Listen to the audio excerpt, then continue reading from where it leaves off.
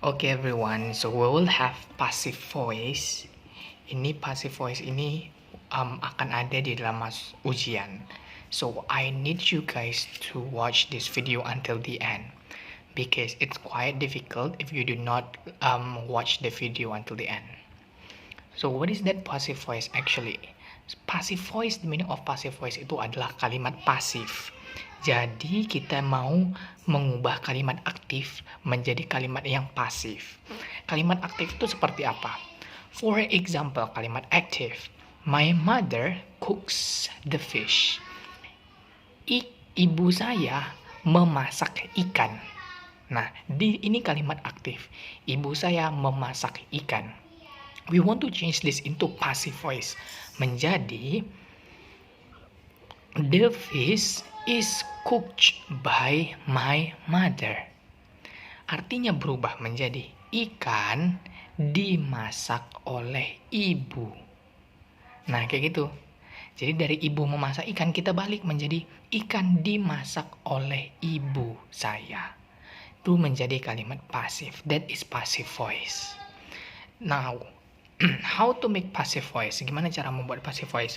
The pattern of passive voice to be plus verb 3 plus by. Nah, ada by-nya dia. To be-nya itu apa aja? To be yang kita pelajarin ini, there will be two things.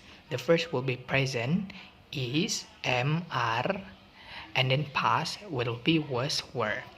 Oke, cara kita membedakan present sama past itu adalah kalau present, verbnya itu verb 1, atau dia verb s, is, dan ies. Nah, kalau misalnya dia verbnya itu di soal ada ini verb 1 atau verb s, ies, berarti dia present. Gunakanlah to be ini. But if the question use verb to, kita pakai to be yang ini, to be yang past, was, were. Kebetulan contoh tadi, my mother cooks, kan ada s di sini, right? Nah, kalau dia ada s, tadi yang saya bilang verb s, berarti dia pakailah present. So, the fish, dia to be-nya adalah is di present. Oke ya, kayak gitu ya. Jadi caranya adalah to be verb 3 plus by. Now, gimana cara beraturan kayak gini? Caranya itu, ini my mother is subject. Ya kan? My mother itu adalah orang yang pelakunya, subject. Cooks ini adalah verb atau kata kerja. The fish ini adalah object. Nah, di dalam passive voice, in passive voice, we change the subject into object. Kita mengubah subjek yang di sini menjadi di belakang. Sedangkan objek diubah menjadi ke depan. For example, nih the fish kita tarik paling depan. Because this is present tense, ada s-nya, pakailah to be present tense is.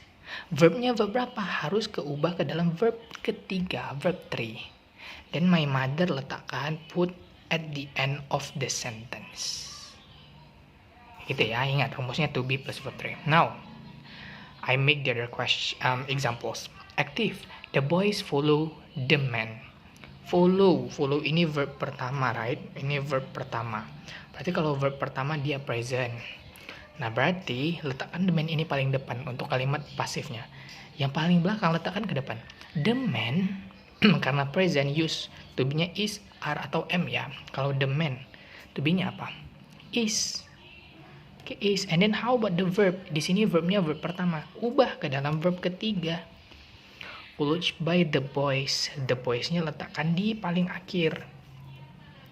Menjadi objek dia, atau mau ubah ke dalam objek pronouns menjadi them. Boleh. So, the man is followed by the boys. Or the man is followed by them. Okay, like that. Now, ini yang saya kasih contoh past tense. How to make it in past tense. Past tense aktif. She climbed the tree. Dia memanjat pohon. Climb, look at climb in here. This is verb 2, right? Nah, ini verb kedua. If this is verb 2, we need to use past. Karena dia verb kedua, berarti to be-nya was atau were. Ambil yang di belakang, letakkan ke paling depan. Ingat ya, yang di belakang letakkan ke paling depan. The tree, baru letakkan to be-nya. To be past-nya tadi apa? Was atau were? Tree, to be was. Next, climbed. Climb di sini kebetulan verb kedua sama verb ketiganya sama. Oke, ini tetap ubah ke dalam verb ketiga. Climbed by her. Remember, if passive voice by ini selalu ada ya. By dan by my mother. Okay, that's all. I think that you can understand the lessons, guys. Please watch the video and I will give you some exercise. Good luck, everyone.